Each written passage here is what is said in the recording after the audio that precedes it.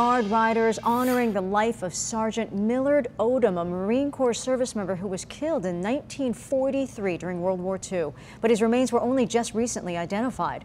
10 News reporter Mimi Akala is at Lindbergh Field, where the riders and Sergeant Odom's family are finally able to bring him back home. His remains arrived here at Lindbergh Field around 10:30 this morning, and tomorrow Sergeant Millard Odom will reach his final resting place at the Miramar National Cemetery, something the Patriot Guard riders say was long overdue.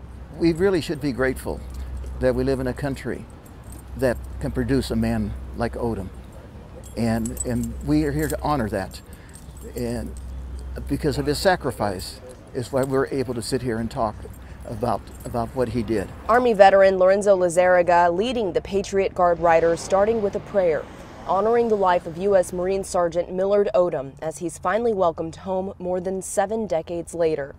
He'll present Odom's family with the items honoring his life and service.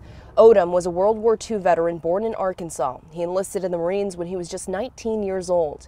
He would go on to complete boot camp training right here at Camp Pendleton. But sadly, his life ended at age 26 during World War II. He was killed in action on the first day of the Battle of Tarawa, November 20th, 1943.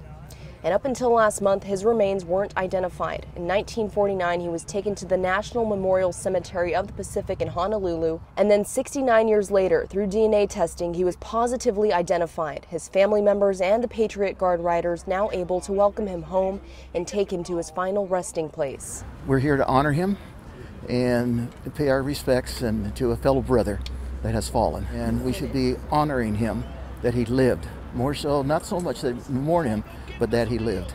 And tomorrow he will be buried at 11 a.m. with full military honors on the 75th anniversary of his death. Reporting from Lindbergh Field, Mimi Alcala, 10 News.